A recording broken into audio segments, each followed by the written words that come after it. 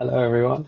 Welcome back to another episode of Daily Footy and Other Sports with yours truly, Taz and Sean, the weirdo over there. He seems to keep moving from room to room. So, yeah, which room will he be in tomorrow? So, for all of you that caught the end of yesterday's video, you'll probably be aware that no, put that away. Yeah, all right, good for you.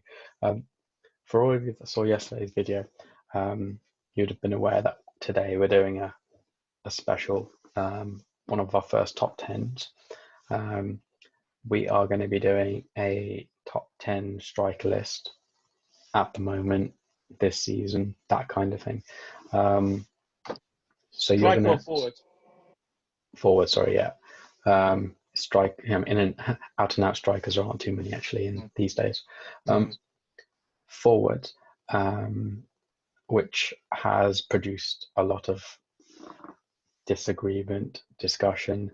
From my perspective, the only way I've found a really cool way of sort of trying to narrow down the list, but still have a really, really, really good list of forwards, is by making sure that the minimum number of goals that you would have scored by now is 15, which does mean that certain players are being cut. And you will hear a few of them that are being omitted as a result. But what we will do is we will chuck a couple of names from each of these countries and tell you what the number of league goals that they've got at the moment. And then we will try to compile a top 10 out of this. Or rather, I will, and Sean's going to try messing it up. Because that's what he does. Yeah. I get my Charmander on you. That Charmander blows fire. And there you go. Like I said, everyone, he's a child. But let's start with Germany. The top one's actually technically Germany and Austria, but we'll let them off. I mean, that's Erling Braut Haaland, who has got a total of 25 goals. He's got 16 in the Austrian league, and he's got 9 in the Bundesliga. Also, I should probably add that we're going to be compiling this list based on the 5 strongest leagues. So that's Germany, England, Spain, Italy, and France. Because I know, but there are good players in those leagues, so we need to give them a mention, I guess. May as well add Morelos then. May as well add Morelos because his goal record's quite good in that league that is not that much weaker than the French league in the first place. Well, they're still second. It's not doing enough. He's actually had similar to Rangers. His form's just dipped as well. He's been pretty bad which is crazy because his goal scoring is ridiculous. But it's just not clicked in the new year. I'd like to ask a good quick question, if that's okay, already. So, according to your statistics, are you basing on domestic league forms, or are we going to disregard cup competitions? Because Haaland, as you said, he's got 9 goals in the Bundesliga. Mm-hmm. He scored in the DFB Pokal Cup. He scored twice against PSG. Would that be a factor in our list of? I think when you look at the list, you're going to see it almost doesn't make any difference because the guys are making the top of the list are actually scoring a ton of goals in general, and they are probably grabbing a decent handful in Europe and their domestic cups as well. So like the next couple of names, and the only other 2 names actually who I think make the cut are Robert Lewandowski from Germany. Robert Lewandowski on 25 goals, and Timo Werner with 21 goals. That's in itself, it's a hefty tally from all 3 of them. Especially, I guess you could argue Lewandowski and Werner because they've played in Germany the whole time. But 3 very, very, very interesting names already. A competitive league where there's three teams that you mentioned, the star forwards, are all competing for the top spot. So it's no mean feat. It's nothing to underestimate. Impressive. No, and quite nice that they're all playing for different teams as well. So it's a nice mix. I'm actually going to save the Premier League for the end because there's going to be. I think Sean's going to kick off on some of those. So don't give anything away. We'll then move on to Italy. And this guy is actually the one he mentioned yesterday as saying he doesn't move around very much because he pronounced it wrong. He's actually the top league goal scorer in these 5 leagues, and that's Ciro Immobile, who's on 27 league goals. Wow. And along with him, in second is, well, he's always around these goal scoring charts, isn't he? It's Cristiano Ronaldo on 21 goals. And our old mate, Romelu Lukaku, on 17 goals. Given some of the names we've been mentioning, I don't think he's going to make our list. But we thought we'd mention him anyway. And oh yeah, Spain. This is going to be a weird one for everyone because only one guy scored 15 or more goals. Can you believe? And again, that's your criteria, by the way. Like for everyone watching. But that's an interesting one. But the fact that I've given this criteria, but I'd still expected more. You know, you mentioned Benzema. I think he's got 13 or 14 goals, so he just misses out. But it's Lionel Messi, as we would expect, I guess. He's on 19 league goals. How much has Antoine Griezmann got? 8. I know he's had 8 goals. yeah. He's not got many. Because it's really not. I think he's more of a workforce rather than actually providing. He's got a different role in this side.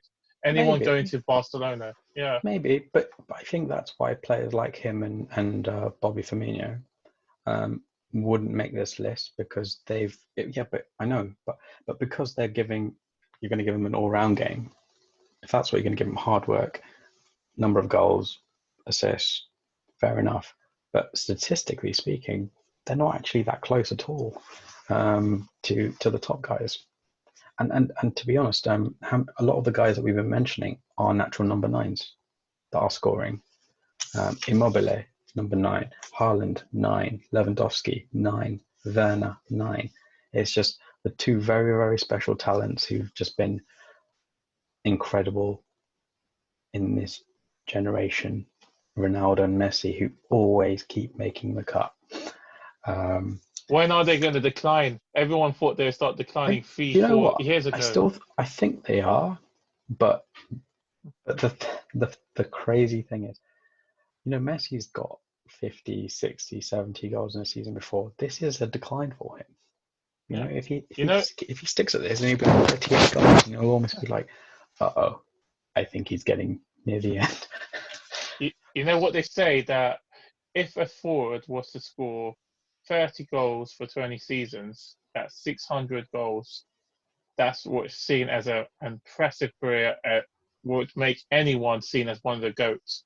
Messi's got more than 600, as does Ronaldo. And that just shows how amazing these two have consistently have been, even after their supposed decline, in which we spoke beforehand. Neymar was trying to get the new figurehead of being a new guy, or even Gareth Bale. I'm a big fan of his. He was also seen as the possible guy, the person who's going to take over the mantle of the throne. Him, Neymar, Hazard, and neither has come close. Yeah, that's true. Interesting you mentioned Neymar because we're moving on to France now. And he doesn't make the cut. It's so funny. He hasn't got over 15. I think he's got like 13. I need to double check, I think. The list up. What was it on? He scored quite a lot of, I think he's definitely scored over 20 goals this season. However, your list is based on the domestic league games. He's on 13. We have to stress that. He's on 13. Yeah, exactly.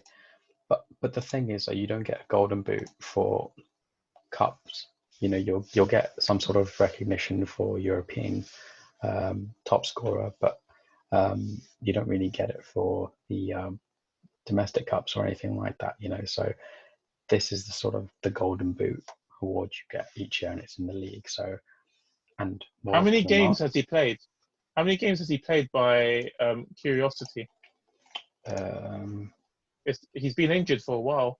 His conversion rate's really good, actually. And because we're being stern, it's the only reason he doesn't make it, but 13 and 15. But he does play in a pub league.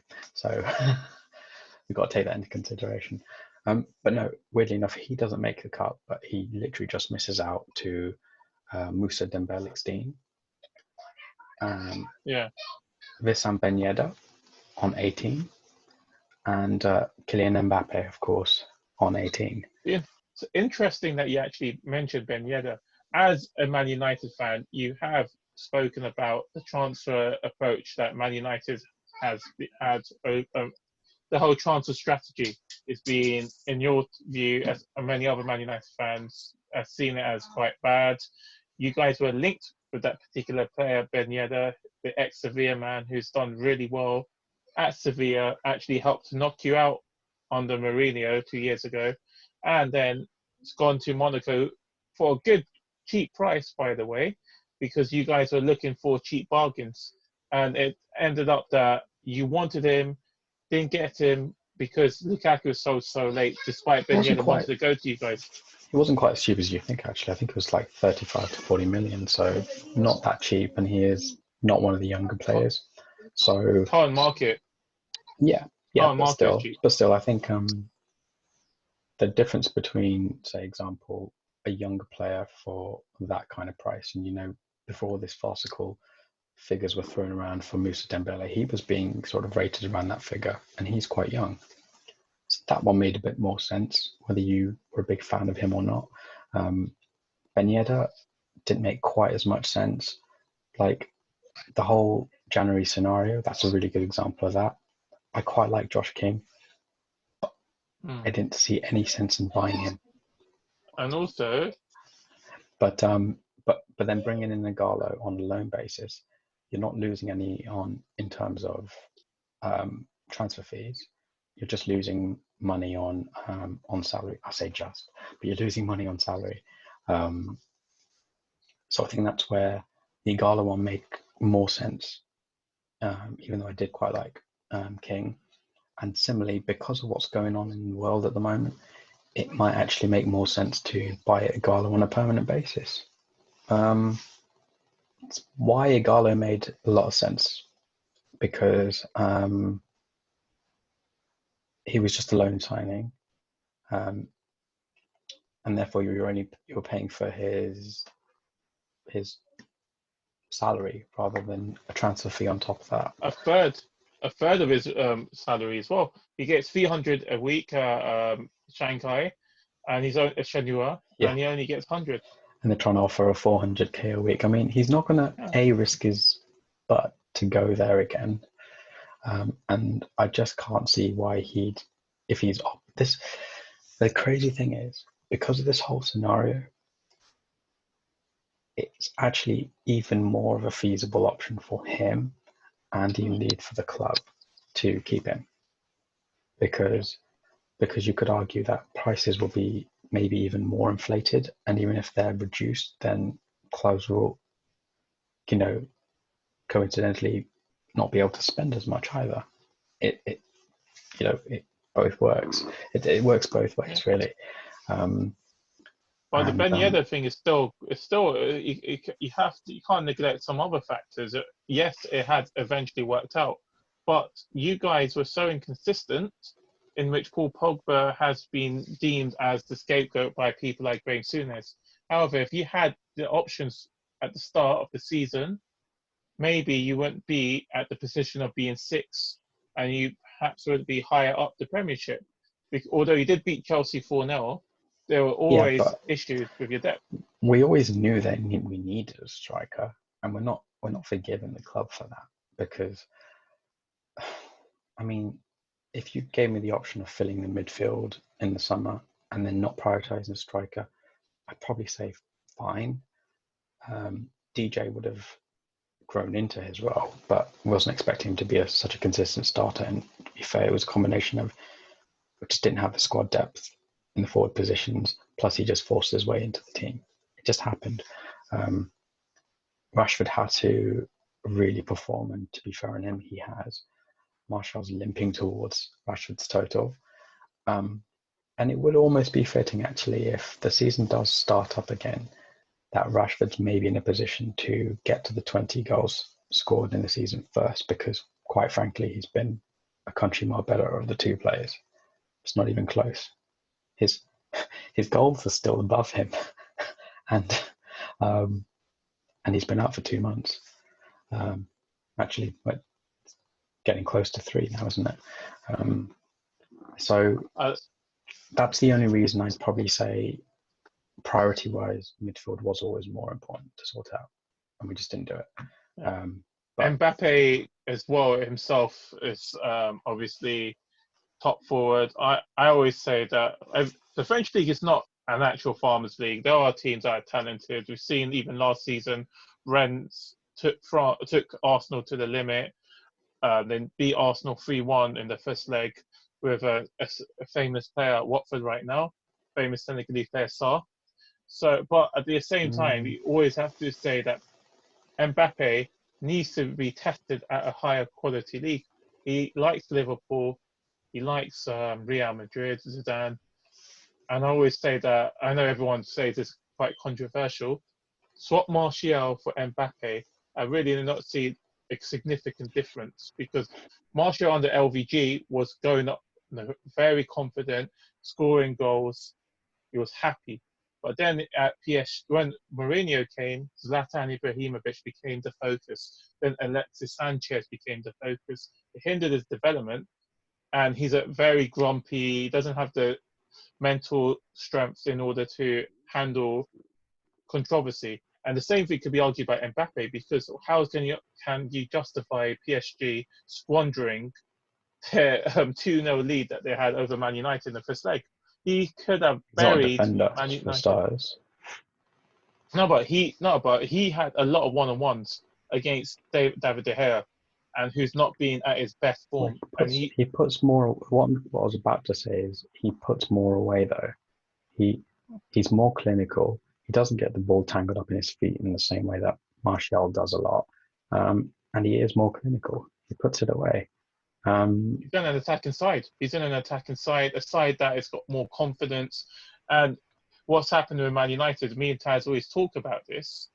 I think Man United's got a really good set of players that are just demoralised. I really like Phil Jones, but he's a shell of his old self. All these players, Smalling. Look at Smalling at Roma. Even Lukaku that you brought up. But that's football. Sometimes it doesn't work out. Like, I don't think anyone. I mean, like, right, Sanchez is probably the biggest post-Fergie flop by a mile, and sometimes it just doesn't work out.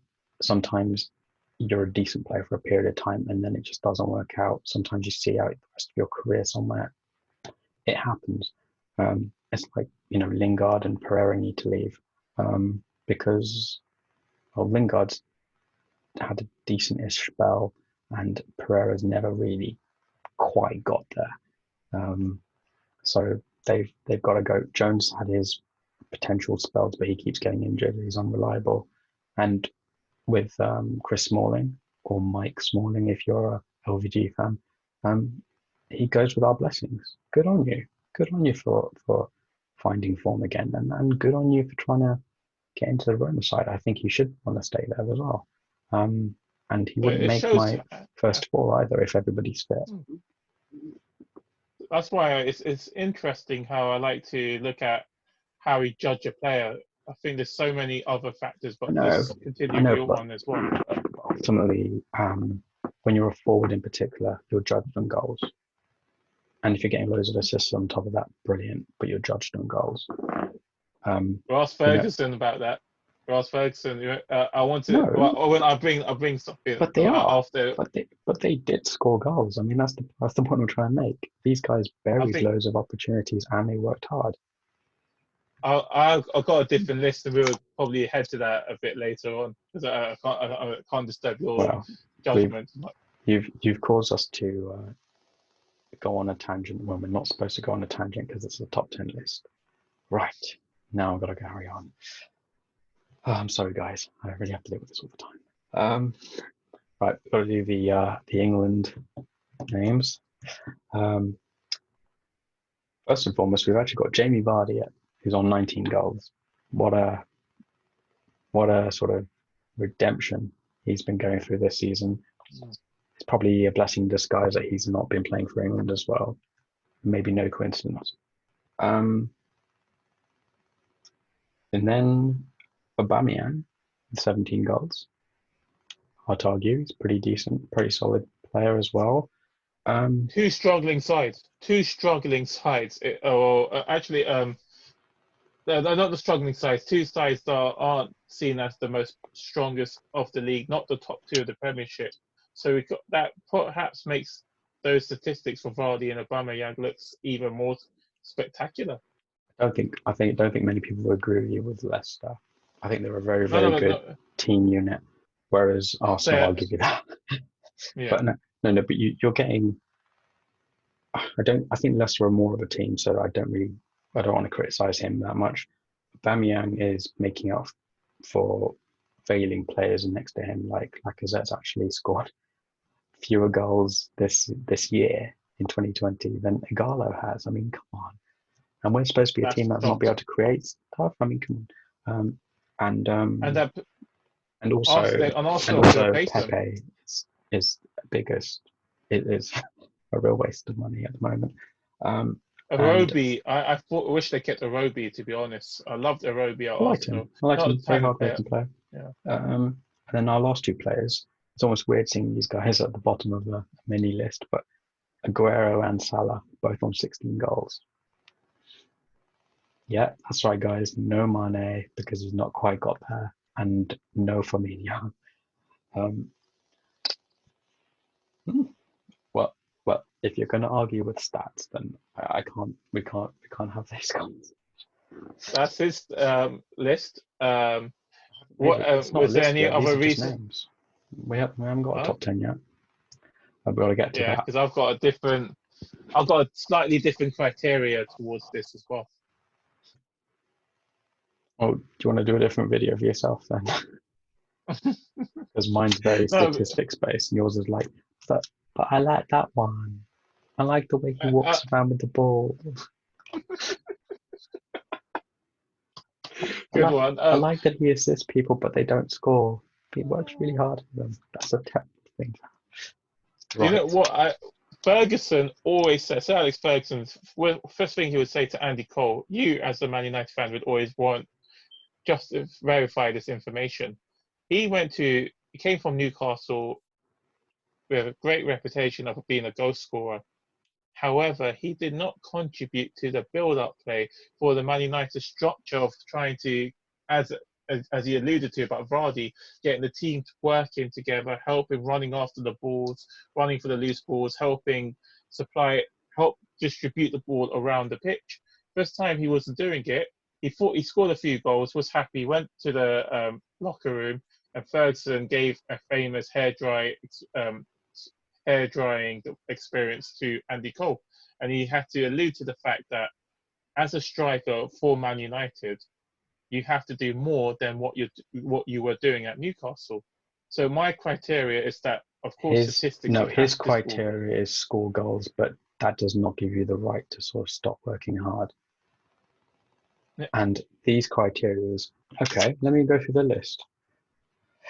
Werner, team player. Messi, team player. Vardy, team player. Aubameyang, carrying the team, so he's an exception. Aguero, team player. Salah, team player. Immobile, as you call him, probably a team player. Ronaldo, bit of both. Yeah, but he's too good. Mbappe, well, everyone's basically been purchased, so Ben Yedder, I would say he's probably a team player. Actually, I've seen him. Moussa Dembele, similar. So if you look at the top names there, they're also very hard-working players. So so the debate that me and Taz were having beforehand was, but first player that I'm firmly highly regard is, I see this guy as the Mr. VIP in terms of the trio attack of Liverpool, is Firmino. My criteria is that if you could put these players in any 11 side, top 11, no, so we're not talking about top 10. I'm talking about a player that can make any first 11 in the world. So Barcelona, Real, Juve, PSG, Bayern Munich. Firmino makes that That's list. brave. That is brave. He makes it. He makes it. Because How? look, we're talking about How? because of what his attributes of helping bring other players into the game. You're For example, no. You and I both agree that we would want him in our team. Yeah. But you cannot put him in a first 11 if you're basic. Look, are you going to put him on the right? Are you going to put him on the left? No, because you're more than likely to pick Ronaldo and Messi. You're going to put him in the middle? No, because you're going to pick players like Lewandowski or Werner or even Haaland, the way he's been playing this season. Because even Aguero, I'd always pick Aguero or Kane over Firmino at number 9, for goodness sake. Kane doesn't make your top 10. We agree on the fact that we like that kind of player in our team. He's a hard-working player. He's a really good guy. He's nowhere near as selfish as the other two. But ultimately, it's because the other two are more selfish that they're actually bagging more goals. But without a guy like Firmino not being selfish to help link the play, to help hold the ball, to give Mane and Salah the space to run, give them the positioning advantage as well. Yeah, but listen to what you're saying. You're basically, if you had to pick a front three, Firmino makes it. He never makes it. You're saying he's better than Lewandowski or Werner or Vardy at the moment. Yeah.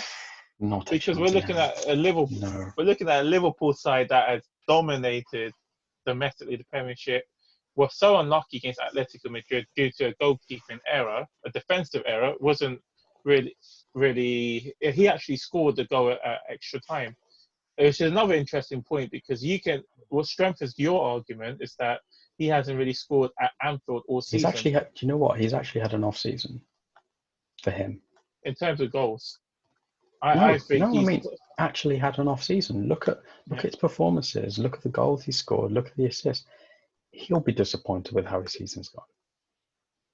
I still see him as intricate. Him and Mane, who didn't make the list. I think Salah is a terrific player. I just think Mane's got that bit of more technical ability ahead of Salah. Well, I mean, we'll put it to the comments, but statistically speaking, he's nowhere near. And in terms of quality at 9, I might put him at 5 to be nice, but he ain't gonna, hold up play. I wouldn't pick him over. I'll pick him over Lukaku because that guy just like trampoline foot. But Lewandowski, Werner, and Werner to his credit can play out wide as well. That guy's Mane had a Werner. Surely Mane had a Werner. Come on. But they're different positions. Werner is a 9 that can play out wide. Mane is more of a wide player. He's not a 9.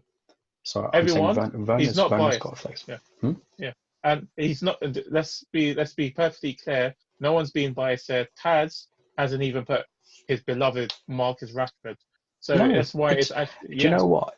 I feel sorry for him because he'd almost certainly make the cut if he hadn't been injured the last 2 months, because I was starting to enjoy the conversation of player of the season for United because it could have been him, it could have been Wan-Bissaka, who's probably top, and McTominay until his injury, and Fred has just been a revelation. It's a 4-horse race, but now it's a 2-horse race because Fred's just been awesome. Wan-Bissaka's been awesome from start to finish. Therefore, for me, he's the front runner. And McTominay has just come back from an injury, and Rashford still hasn't. So I can't pick him. It's interesting that McTominay is interesting because he came back really well after his injury, well ahead of time, and just he had that game. I think was it against Liverpool or another side? Wasn't Man City because he scored an important goal as the sub. He just didn't show up whatsoever. He was So I know we're iffy. going off a He was tangent, iffy in actually. one of his So return games, but yeah. yeah, Right. Yeah, but that's why. That's firstly, we're not doing a top 11, so it's a null point. yeah. But you have to pick a number 9, and other people fit the number 9 criteria even better than he does, even though we're picking forwards. Generally speaking, a striker is your go-to guy, and these hitmen have been putting in the back of the net. They're doing their job. Messi, Ronaldo aren't number 9. I should give you a good example. Yeah, but they fall into the forwards category though. That's the thing. Yeah, and so does thing. Yeah, but a 10, 11 is a forward category as well. This is why we're not doing strikers. But that's the point. These guys are playing in the same positions as Mane or Salah, and they're outgunning them. I mean, you can't only role. You can't make me create stats that aren't actually there. I mean, it is what it is. So you can't just sort of say, well, I'd like to pick them, but they haven't scored this many goals, or they haven't done this many assists. They haven't done it. So it's simple as that. They haven't done it. So, right, can we please? We've got a top 10 to pick from these. Okay. I'd love to have more preparation, but Sean insisted that we do it on the spot, but he's waffled a lot as well. Who would you pick as a number 10? Okay, so as a 10th player. Okay, good question. Perhaps someone from. That's a good question, actually. Maybe Werner. Maybe. Werner. Maybe Timo Werner. How about you? Very low. I think his form has been amazing. I mean, the fact that he's being linked with United and Liverpool speaks volumes about his form. Liverpool as a backup. He's linked to Liverpool. He's linked to Liverpool as a backup and linked to Man United because they need firepower. So I'm not. Well, that's the thing. Those are going to be the things I base my opinion on him on, because if Liverpool are selling one of their front three and bringing Werner, I get it. They're moving someone on, or a big side wants one of their players. If they're bringing him in as a fourth forward, what are you doing? It doesn't make any sense to him. I mean, maybe that's why it justifies my list more than your list. We'll see. We're not building an overall list. We're building a list. Building their team for a second, and because I might have a different top 10 to your different top 10. Good luck, guys. Enjoy that one. For me, I just really forgot. I've got to decide who I'm omitting first. Dembele. You can omit Dembele, surely. Yeah, I've actually taken out Dembele, and I've actually taken out Ben Yedder as well. I've taken out Lukaku, and I had a choice between Salah and Aguero that I had to take. It's so difficult. It's so difficult that you actually left sort of saying, well, who scored more goals, and they basically got the same number of goals, and then I've got to judge it on who's a better forward. Aguero is without question, because he is quite simply the best foreign striker we've ever seen. End of, right?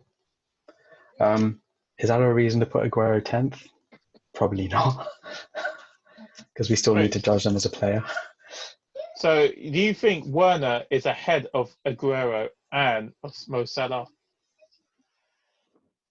This season, yes. Yes.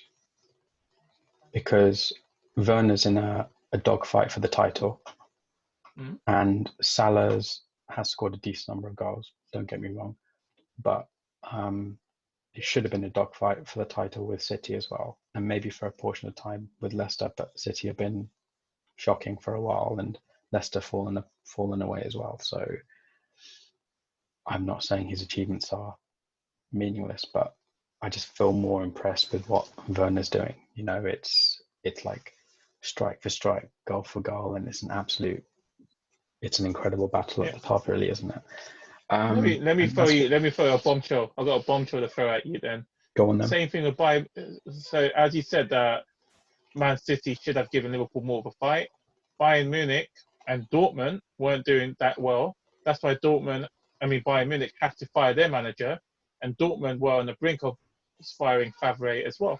And if it weren't for Haaland going to Dortmund, they wouldn't have had such a change of form. Flick at Bayern Munich has revolutionized that side itself. Let's forget the Bayern Munich demolition of Tottenham. They were not doing really well. They weren't even a top four for part of the season. So you could even argue that against Timo Werner. It's actually why Haaland's going to feature very highly for me. His tally alone is joint second, but his impact as well, his growth is incomparable, to be honest with you. We know what Mbappe is about. He's fantastic, but what Haaland's done this season alone is ridiculous, and that's probably why I don't know where I'm going to put him in my top 5, but he'll have to make my top 5 for that very reason. You have to be strict, and you have to sort of say it's form, it's how you've played this season. It's not, are you the best player? You know, you've got to judge them as a player as well, but it's not just, are you the best player? Because if it was strikers, and it would be a very short list. I'd probably still pick Aguero actually, but yeah, that's come from a United fan. Aguero, quality player. But who would be 10th for me? Gosh, maybe this season it might actually be Aguero. Yeah, that's tough. It's tough. It shows how difficult this whole thing is at the first place. Well, that's the thing. I mean, I think some of these are going to be based on the number of goals they scored, and some of these are going to be based on them as a player as well, and how they've actually played. If they've bagged a decent number of goals, and maybe they're a wide forward, for example, and given a lot to the team as well, then that'd be a good attribute to have. But forwards are expected to score goals. I think it's fair to say. Number 9. Yeah. Would you agree with number 10, firstly? Do you think that's fair with Aguero? I've gone for Werner. So yours is Aguero, mine is Werner. Okay, let's create a Taz's list and a Sean's list. Yes. Messy. We can do a poll at the end. Who agrees with Richard's list? Brilliant. Okay. What about number 9? I'll let you go for that first because you've probably got a documented list. I need to think more in my head. Well, you were insistent on producing a list at the last second, whereas I said it's not as easy to produce a top 10 list, so it might be a good idea to plan ahead a bit. All right. I'm going to go for a Premiership-based player. So, that's a really, really intriguing. Okay, I've got my number 9. I'm going for Aubameyang. He might be my number a bit higher for me. There's no question how good he is, and his celebration is awesome as well. But he's been very good. Maybe his team play is not the best, and he could work harder. And sometimes you get players who are just playing so darn well that they just force your team into the reckoning, and he's not being aided by supporting players as well, so he doesn't actually look quite as good. Even though he's doing his job, he's actually keeping them where they are, and it's still not that great. That's probably why I'd put him at 9. Maybe I should. Aguero is my number 9. Oh no. Yeah. Maybe I think I want to put him at 10. Put Aguero at 9. I would agree with you. I agree with you. Aguero's my number 9. Aguero's my number 9 as well. Because, as you said, Man City have just been, as you said, inconsistent. Aguero, if we're talking about more than one season and not form, Aguero would be top 5 for sure. But he's been really inconsistent himself. That's not just because of him. Man City have actually been very good as an attacking unit. but it sometimes feels like he's been outshined by other attacking elements such as De Bruyne, Sterling, and Mahrez, or even Gabriel Jesus' performance against Real Madrid. So I'll definitely put him as number 9. Oof. What about 8? It's going to get tougher and tougher, or easier and easier, depending on how you see it. That's a really intriguing one. This is why it's good to have this list in the first place. Maybe Neymar. I'm not that much He's of not in there. He's just missed out. For me, I was thinking of putting Mbappe on at 8. I've got Neymar on my number 8. You almost feel like he should. You're just going off script as well, are you? Yeah. You can write that down then. I'm not writing it down. I'm keeping on script. What's wrong with you? So I've gone with the script, and I picked Mbappe at number 8. We love a bit of controversy, but Sean just likes to write a new book during a book. If only he knew how to read and write, but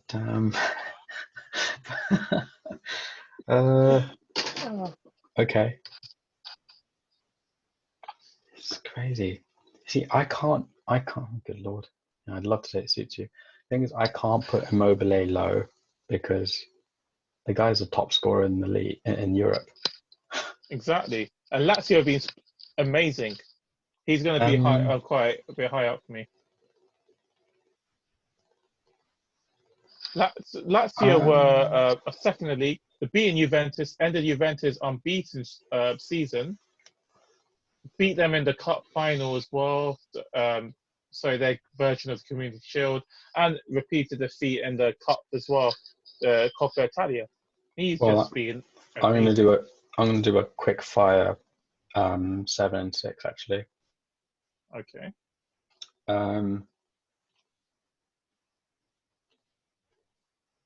I'm actually going to go with. It sounds weird to say, given he's on 21 goals. I'm actually going to go with Ronaldo 7. It sounds weird to say, and Messi 6, because Messi. I'm putting Messi higher than Ronaldo because he's actually performed the best in the Spanish league. But I'm a bit surprised he's got 19 goals. He's so good. I almost expect him to be 25 to 30 by now. That's just the level of the player that we're expecting. So I've got to judge him on him. And Ronaldo, I mean, he's got a lot of things being gift wrapped for him. I don't really know if he's scoring quite as many spectacular goals as he has been in recent years, or he has been at Real Madrid. And that's why I'm going for him at 7. What about you? Juve are structured to help Ronaldo in order to score the goals. A lot of players sacrifice, including Dybala, who's actually started to step up as the sub. And if he perhaps was had more time, he would have made our list. Although Haaland didn't have enough time, and he makes our list. Okay, so my 7-6 is Vardy and Mbappe. Vardy is 7, Mbappe at 6. Vardy should have been a lot higher, but then he's had a phase where he just. I mean, we mentioned it beforehand when we were talking about manager of the season. The game against Liverpool, I should say, because Vardy did score against Man City at the Etihad. After that game, it just seemed like Leicester, Vardy, everything is just had collapsed for a while. Vardy finally scored after a long time. I think he was starting to find it though. I think the team as well, getting Ndidi back as well. I think they were both starting to sort of rediscover something, and then similar to United, the whole postponement really came at a bad time for them form-wise. They needed a bit of a good run, and they found a few good results. I'm torn actually. I'm gonna put Vardy at 5.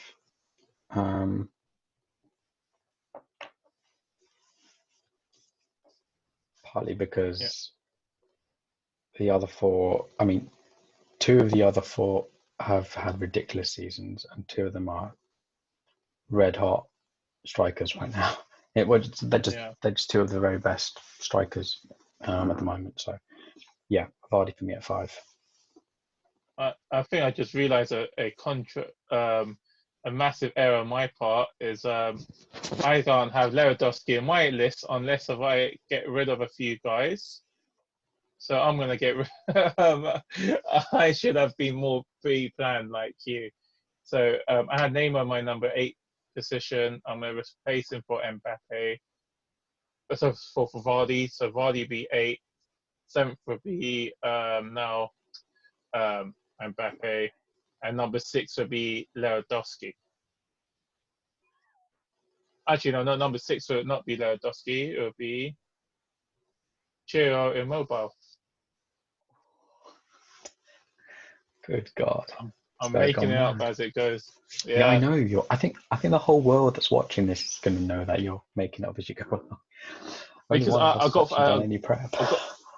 I got to have Liverpool players at the end. They have to make the top 5. So I'm not actually. Yeah, we'll be closing the video before he starts doing that because he's just rule breaking. Vardy at 5. I'm gonna go for Haaland at 4. That's interesting. He has been fantastic, but if I'm being very strict and very harsh, I'm gonna have to say he was also playing in the Austrian league when he scored his first 16 goals. It doesn't make what he's done any less impressive, and what he did when he came to Dortmund was just annoying if you're a United fan. So Haaland in 4th. Interesting. Salah will be my number 6 actually, and number 5 Lewandowski. So now I've got my number 5 as well. Okay. And 4. So 4 now. I'm now my number top 4 will be Messi. But would be perhaps Death. I'm going to put Firmino be number 4. He makes my number 4. Right. It's gone out the pan, really, isn't it? I'm going to have to re-record this by myself. Number 3. Oh.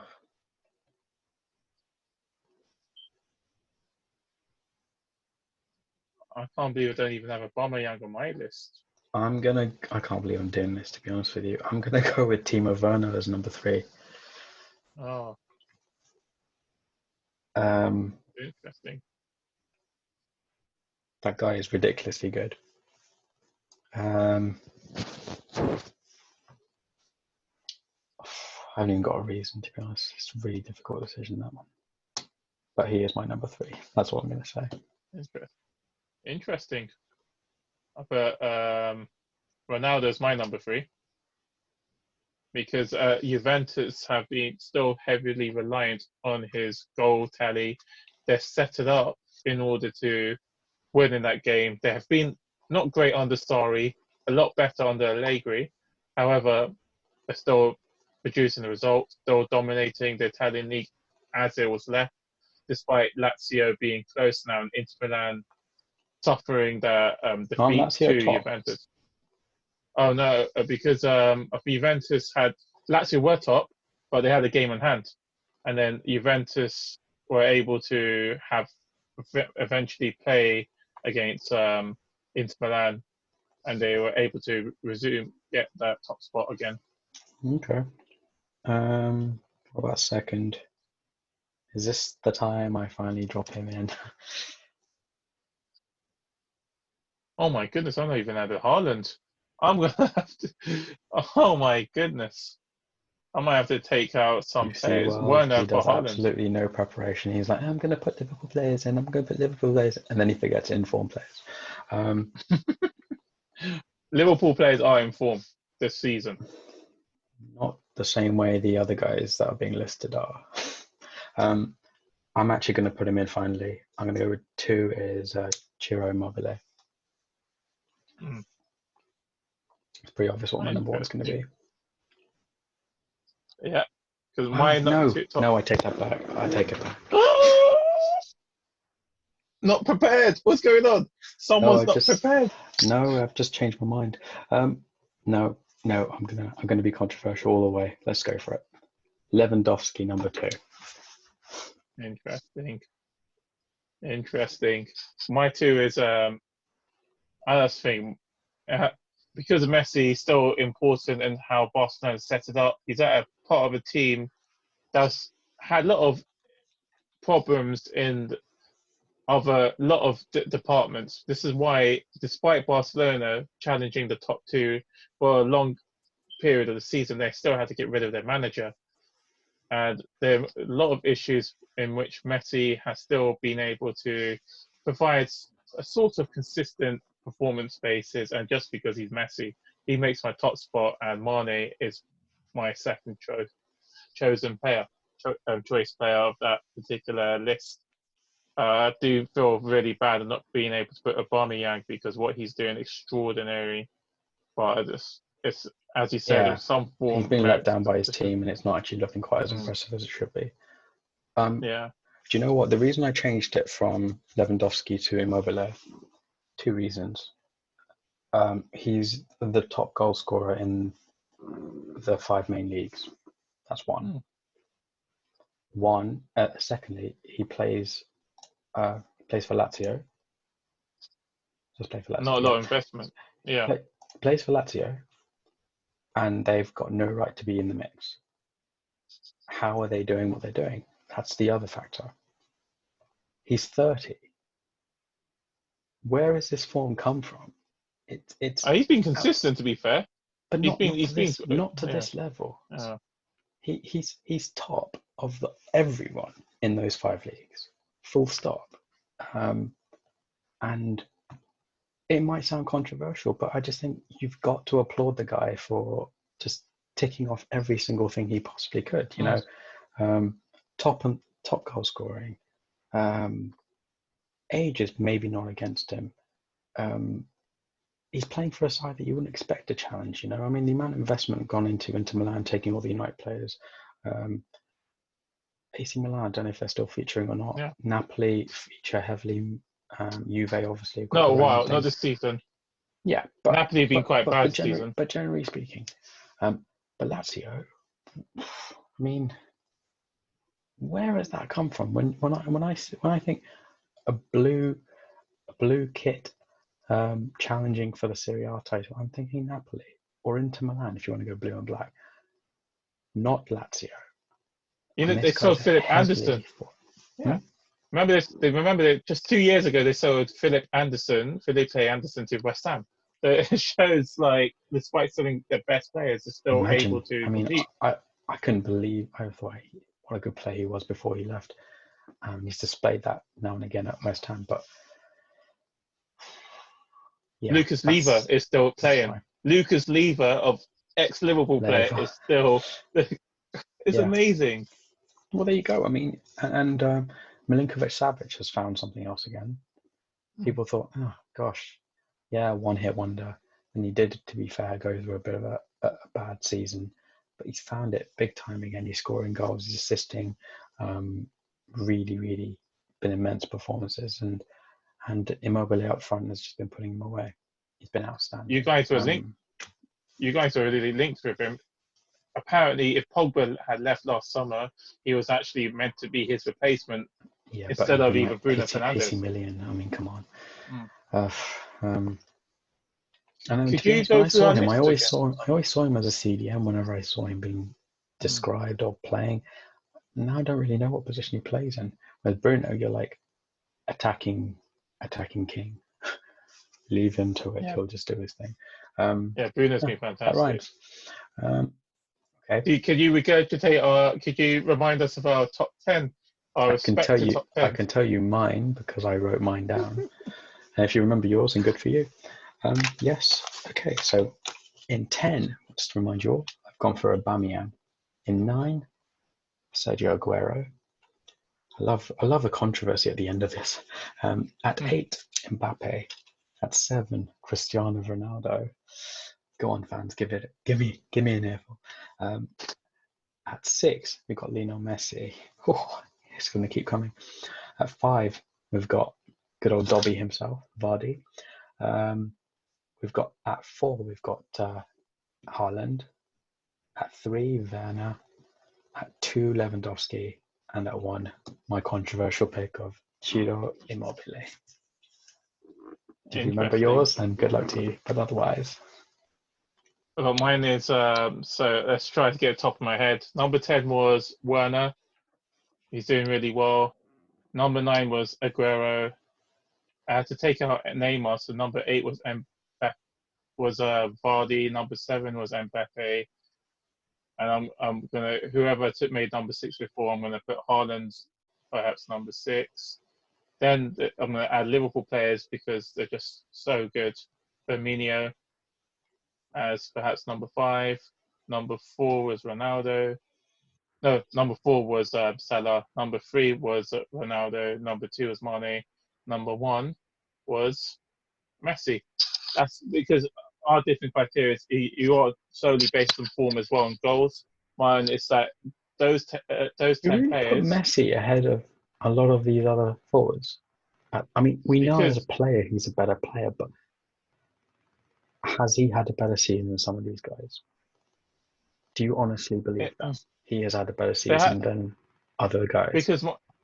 Because also performance-wise, he has done some amazing assists or even build-up plays. Because the thing I always like to say about statistics are important to an extent. But it's a simple yes or no question. You honestly believe that he has outperformed everyone as a forward?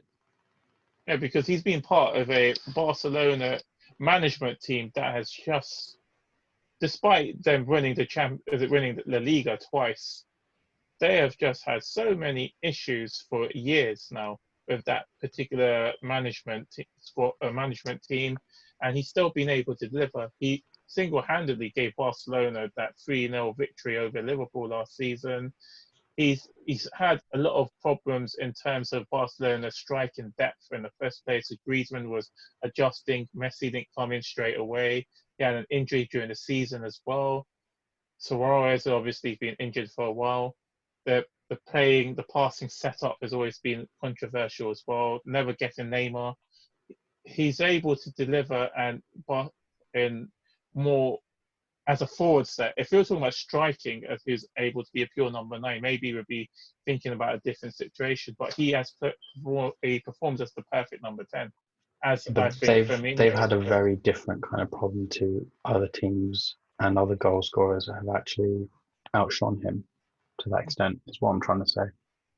You can also it's a very kind of weird issue that you think they've had compared to, you know, like the Dortmund impact, for example. The impact that he's made is obvious. It's clear to see a decent side, but they needed a spark, and he brought it, better than anyone else in a very short space of time. Nobody has scored more goals than Haaland has in the space of time since he arrived. He made the PSG. Yeah, look what he did to PSG. The fact that they had to imitate the fact that they went to that level, which is shallow, befitting them, to sort of mock him when they scored and when they won the game. I mean, it's so childish and immature. I expect that from Neymar, but I don't expect it from Mbappe. I'm a bit disappointed with him, to be honest. It was based on the supposed. I hope Herrera wasn't doing that. It was based on the Snapchat. It was based on the Snapchat where apparently Haaland posted for himself that I am Paris. That just doesn't seem like his character, his nature, that he's going to be that arrogant. He just seems like such a nice, happy young lad. And at the same time, as you said, well, you think you know someone, so there aren't. You know the other.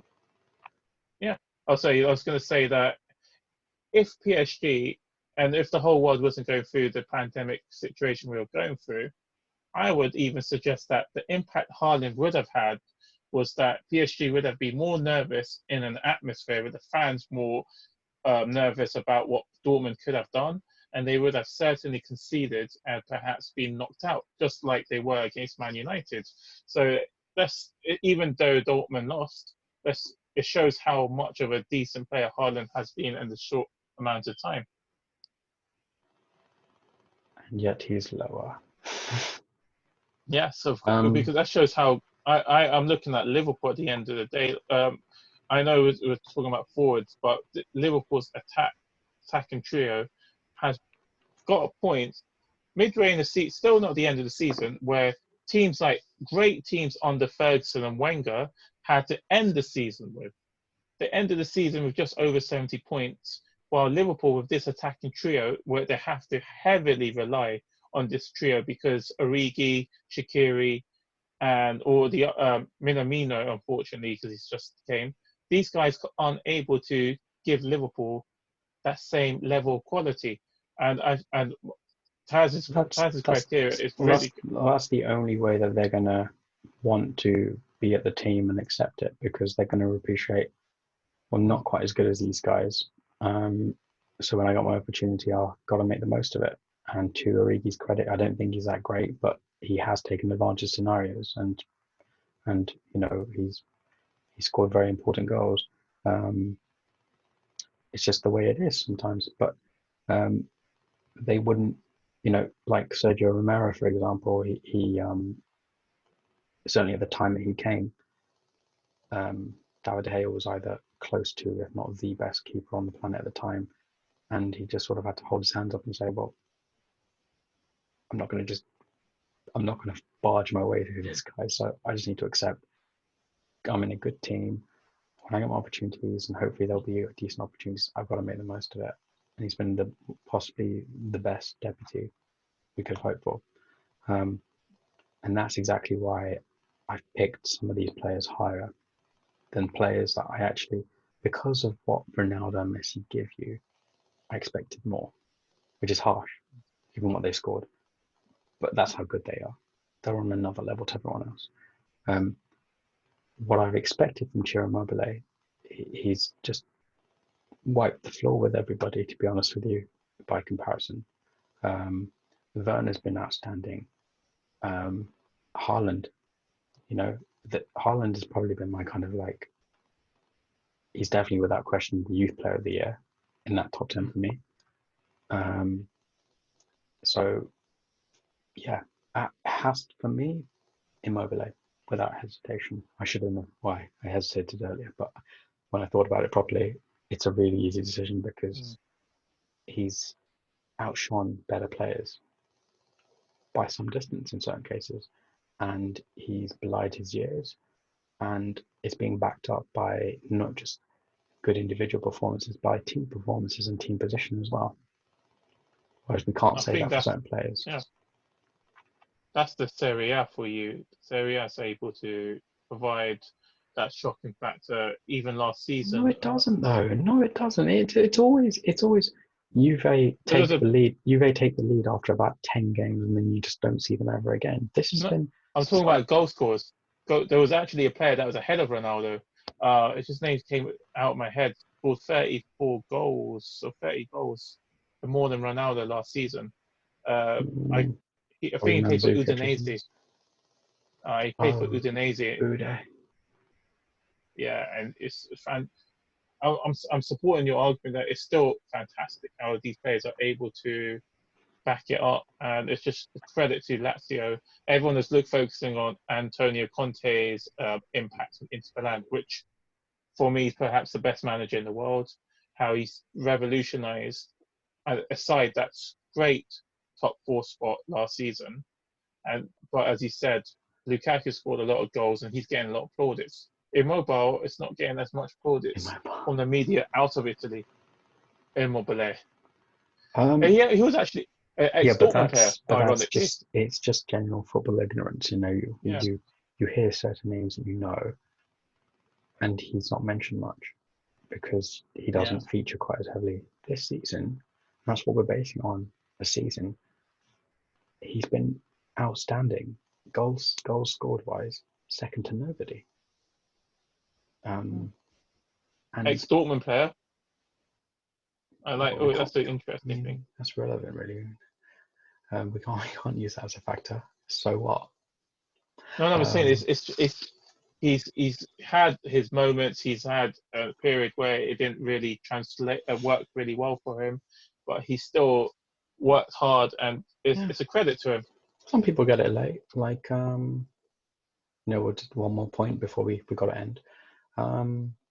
Lambert, who made a very, very, very late appearance in the England setup because of his outstanding form for Southampton. Vardy as well. Vardy's another example. He was part of non-league football. Dean Ashton would have been, but then he got injured, unfortunately. Yeah. So we never really did feature. Him and Sean Wright-Phillips, he's never forgiven Sean Wright-Phillips for the tackle, unfortunately. Yeah, thanks, Sean. You just injured a cult hero. We all love Dean Ashton with his white hair. Legend. Right. We have dragged on probably longer than we ever have, and that's your fault because you didn't plan at all. Sorry, guys. Really, really sorry. It's all Sean's fault. It always is. Yeah, but I was like zip, and you were like, but come on. Let me add my lack of planning to the conversation. All right. So yeah, what we want you guys to come up with your suggestions as well. Who had the ideal approach? Is it his based on statistics, or is it mine that I want to look at all round play? I'm gonna word it differently. He's gonna word it differently. But this is why we love football. Mine's actually combined, but all I've emphasised is the fact that as a forward, yeah, but the players we've chosen all merit that position. The players we've omitted, it was always going to be a close call that we left them out. It's as simple as that. It's really hard to sort of say, Haaland, you don't deserve to be in any top 10. You're not better than Salah, which is true, but he's outperformed him where it matters most, where it matters in his position. So he scored against Liverpool. Yeah, Haaland scored everywhere. Because we could easily say Austrian league. I've got a question for you then. Your statistics are based on the domestic stage. Austrian league is not the Salzburg. They've got even a fake Wolfsburg. Mutual friend needs to laugh about that. So doesn't that go against Haaland? Even when he's had only a short-term effect. If you want to talk about Champions League as well, then the reason he's being included is because, yes, I said this earlier, didn't I? He scored 16 goals in the Austrian league, so it looks less impressive. But he showed that form was no fluke when he came to a harder, more competitive league, and he's bagged 9 league goals. 9 league goals since he turned up in January. Yeah, that's 2.5 months worth. Ridiculous, to be honest with you. And as a sub, he's been a sub at a lot of games, not even starting. And a hat trick. Let's not forget that. So that's why he's being picked, because it was form in a weaker league initially, but he actually got better and better. But are we disregarding his performances? Would you disregard his performance? Are you include his performances against Napoli, who are good in the Champions League, performances against Liverpool, in which he scored at Anfield itself? I won't. The only reason I'm not including cup competitions because every single one of these guys, I'm fairly confident at least, has actually performed in all of these competitions pretty well as well. So we know Haaland has, we know Lewandowski has, we know Werner has, Messi always does. Vardy, to be fair, is not in a position to do that. Aubameyang, I think he did okay in Europe, but then they went out and he missed a sitter. But he got the extra time goal. He did get the extra time goal, to be fair. Yeah, but then he missed the goal that would have sent them through. Yeah. So it's not good on his part. Aguero, he's Aguero, for goodness sake. Immobile, I actually don't know his European stats, but that's probably because they aren't in Europe, are they? No, that's the thing. They're in the Europa League. This is what actually was going to say. He's a very good point. Lazio, even when they were in the Europa League, they didn't really give a strong 11 in the knockout phases. They won the group phases, didn't really give a strong team, and actually lost and been knocked out of the from the last 32. Yeah. So you can even argue team management, and that actually strengthens your point. That's not his fault. If you want to, yeah, exactly. Yeah. And then if we move on quickly, we've got Ronaldo speaks for himself. Needs no intro. Mbappe as well. That's the thing. So every single one of these guys has also been doing it in cup competitions and in Europe as well. And that's why, as a list, you're going to have your disagreements. You're going to have your stuff like that.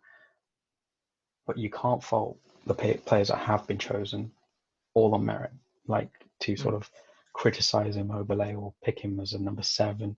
Fair enough, it's your right. You just think, well, I don't think he's as good a player as this person.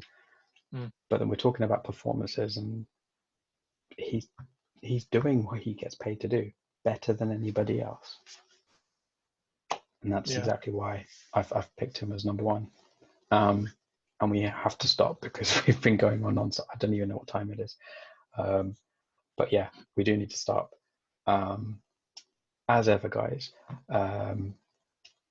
please leave your comments down below. Please give us your top 10 strikers, forwards. Sorry, might have to put strikers / forwards just in case people wanted to do it that way. But yeah, give us your top 10 forwards this season so far.